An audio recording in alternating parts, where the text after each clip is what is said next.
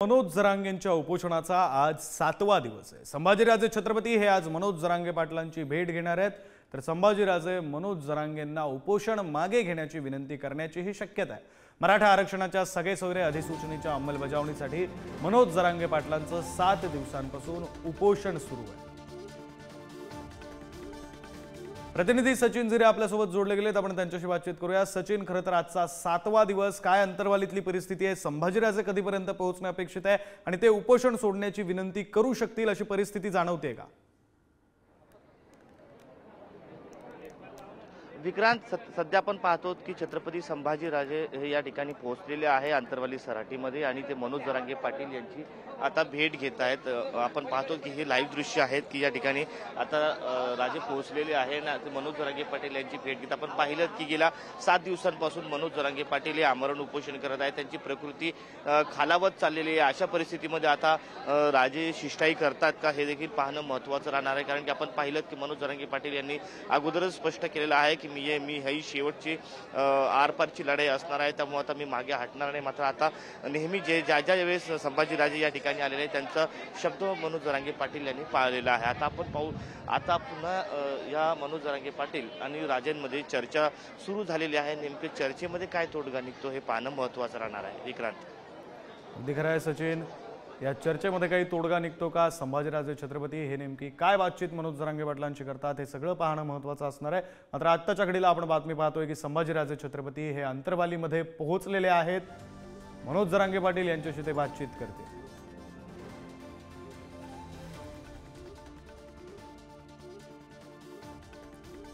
सचिन, खरं तर अंतरवाली सराटी असेल किंवा वडीगोद्री असेल, त्या परिसरामध्ये सामाजिक शांतता जी आहे ती कुठेतरी भंग झालेली आहे अशी परिस्थिती काही दिवसांपासून निर्माण झाली आहे। संभाजीराजे या संदर्भात माध्यमांशी काही बोलण्याची शक्यता आहे का?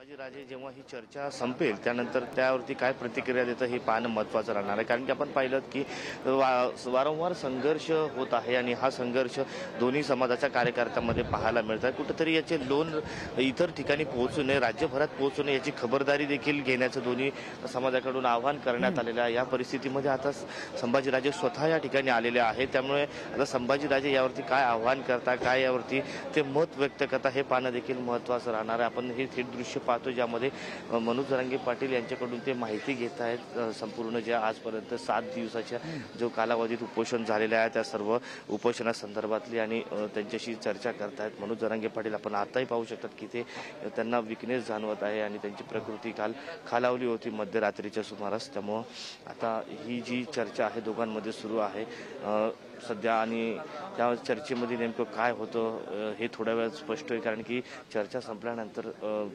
महाराज हे माध्यमांशी संवाद साधणार आहे, त्याचबरोबर जरांगे पाटील देखील बोलू शकतात अशी शक्यता आहे। मात्र त्यांची परिस्थिती काहीशी गंभीर असल्यामुळे ते बोलतील का यावरती साशंकता आहे। पण सध्या तरी राजे हे मनोज जरांगे पाटील व त्यांच्या सहकार्याकडून आत्तापर्यंतची सर्व काही माहिती घेत आहे। विक्रांत,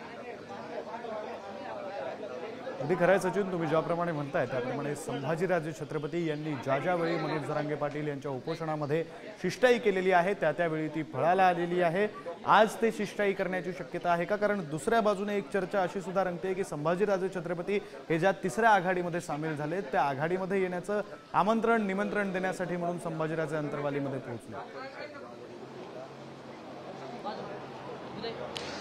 अशी जरी चर्चा असली तरी आपण पाहतो की उपोषण सोडण्यासंदर्भात राजे हे त्यांना विनंती करू शकतात, कारण की आपण पाहतो की जरांगे पाटील यांची प्रकृती झपाट्याने खालावत जात आहे। त्यांना वारंवार चक्कर येणं किंवा त्यांना अशक्तपणा जाणं, भोळ येणं असे प्रकार घडत आहे, त्यामुळं एक चिंता आहे मराठा समाजामध्ये। त्यामुळं महाराज देखील त्यांना अशी विनंती करू शकतात की उपोषण सोडण्याची। मात्र तुम्ही ज्या पद्धतीने म्हटलं की 3ऱ्या आघाडीचं, मात्र 3ऱ्या आघाडी संदर्भातलं या ठिकाणी ते त्यांना आवाहन करतील किंवा त्या संदर्भात संदर्भात चर्चा केली एवढं तर या ठिकाणी असं सध्या तरी परिस्थितीमुळे वाटत नाही. मात्र त्यांनी यापूर्वी देखील अनेक वेळा मनोज जरांगे पाटील यांची भेट घेतली होती आणि उपोषणापूर्वी देखील भेट घेतली होती.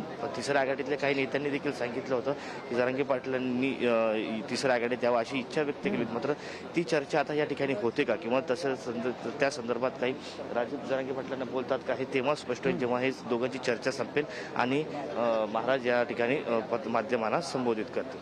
अगदी खरं आहे सचिन. खरं तर अंतरवाली सराटीमध्ये जे मराठा आंदोलक जरांगे समर्थक उपस्थित आहेत त्यांच्या नेमक्या आत्याच्या काय भावना आहेत? म्हणजे संभाजीराजे हे शिष्टाई करण्याची शक्यता आहे, मात्र या आंदोलकांना नेमकं काय वाटतंय मनोज जरांगे पाटील यांच्या प्रकृतीविषयी, त्यांच्या उपोषणाविषयी?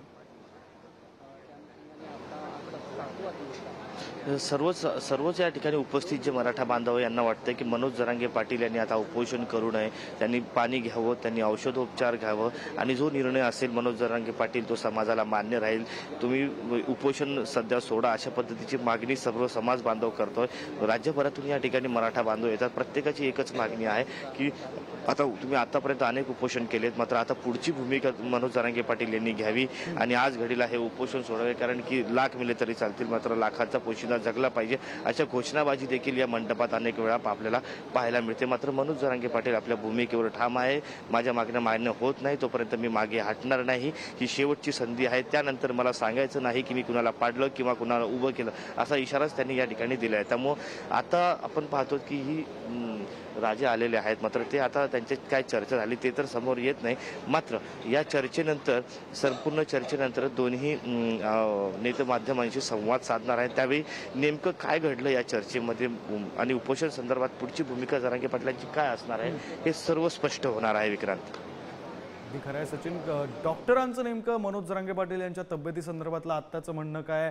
सगळ्यात म्हणजे अगदी आत्ताच्या घडीला शेवटचं नेमकं कधी तपासणी मनोज जरांगे पाटील यांची झाली होती आणि त्यावेळी डॉक्टरांनी नेमकं काय निरीक्षणं नोंदवली आहेत, काय माहिती दिली आहे? काल रात्री देखील त्यांना भोळ आली होती. त्यांना रात्री जेव्हा ते जात होते उभे राहत होते त्यावेळेस त्यांना भोळ आली आणि ते पडले होते. त्यावेळेस तातडीने डॉक्टरांनी त्यांची तपासणी केली होती.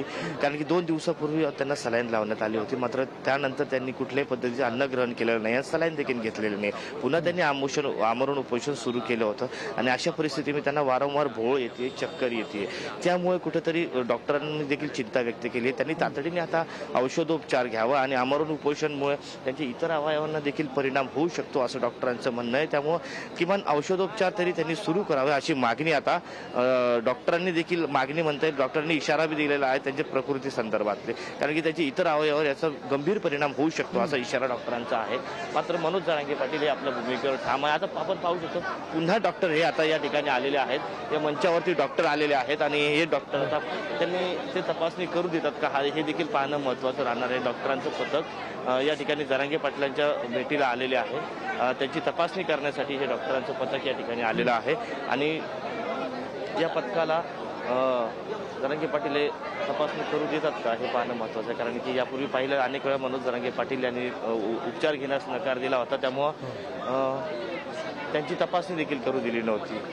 आता हे डॉक्टरांचं पथक आलेलं आहे आणि त्याच वेळेस संभाजीराजे हे या ठिकाणी चर्चा करतायत, डॉक्टरांकडून माहिती घेत आहेत. नेमकं काय काय परिस्थिती आहे त्यांच्या प्रकृती त्या संदर्भात दोघं डॉक्टर आणि संभाजीराजे यांच्यात बोलणं सुरू आहे. आपण नेमकं त्या चर्चेनंतर जेव्हा दोन्ही नेते बोलतील तेव्हाच खरं तर स्पष्ट होईल की ही या दोघांच्या चर्चेमध्ये नेमकं काय ठरलं, पुढे काय भूमिका असणार आहे. अगदी खरं आहे सचिन. खरं तर मनोज जरांगे पाटील यांची तब्येत खालावलेली आहे. अगदी त्यांना उठून बसायचं होतं, त्यावेळी काही जणांनी त्यांना उठवून म्हणजे हाताने धरून त्यांना उठवून बसवलेलं आहे. हे सुद्धा आपण दृश्यांमधून पुढारी न्यूजच्या प्रेक्षकांपर्यंत लाईव्ह पोहोचवलेलं आहे. आणि संभाजीराजे छत्रपती हे आता डॉक्टरांशी बातचीत करतायत. मनोज जरांगे पाटील यांच्या तब्येतीविषयीची माहिती जाणून घेत आहेत. नेमकी आत्ता त्यांची तब्येत कशी आहे याविषयीची माहिती जाणून घेत आहेत. त्यानंतर ते मनोज जरांगे पाटील यांच्याशी सुद्धा बातचीत करतील. या सगळ्या बातचीतीमध्ये नेमक्या कोणत्या विषयांवर चर्चा होणार, त्यानंतर मनोज जरांगे पाटील यांच्या उपोषणाबद्दलचा काय निर्णय होणार, त्या संदर्भात संभाजीराजे काही आवाहन करणार का, संभाजीराजेंनी ते आवाहन केलं तर मनोज जरांगे पाटील ते आवाहन मान्य करणार का, आणि मग आंदोलनाची पुढची दिशा नेमकी कशी असणार आहे, असे सगळे प्रश्न हे आत्ताच्या घडीला आपल्यासमोर आहेत, पुढारी न्यूजच्या प्रेक्षकांसमोर आहेत. मात्र या सगळ्यांची उत्तरं या दोन नेत्यांमधील बैठक पार पडल्यानंतर ज्यावेळी ते पत्रकारांशी संवाद साधतील तेव्हाच मिळणार आहेत. मात्र आत्ताच्या घडीला ही दृश्य आपण पाहतोय, संभाजीराजे छत्रपती या अंतरवाली सराटीमध्ये पोहोचलेले आहेत। मनोज जरांगे यांच्या उपोषणाचा आज 7वा दिवस आहे। 7व्या दिवशी संभाजीराजे छत्रपती हे अंतरवाली सराटीमध्ये मनोज जरांगेंची भेट घेण्यासाठी पोहोचलेत आणि त्याच वेळी नेमके वैद्यकीय पथक डॉक्टर हे अंतरवाली सराटीमध्ये दाखल झाले आणि त्या डॉक्टरांशी संभाजीराजे छत्रपती हे बातचीत करतायत, काहीशी माहिती जाणून घेण्याचा प्रयत्न करतायत। तर संभाजीराजे छत्रपती हे मनोज जरांगे पाटील यांच्याशी काही संवाद साधतानाची ही लाईव्ह दृश्य आपण अंतरवाली सराटीमधून पाहतोय।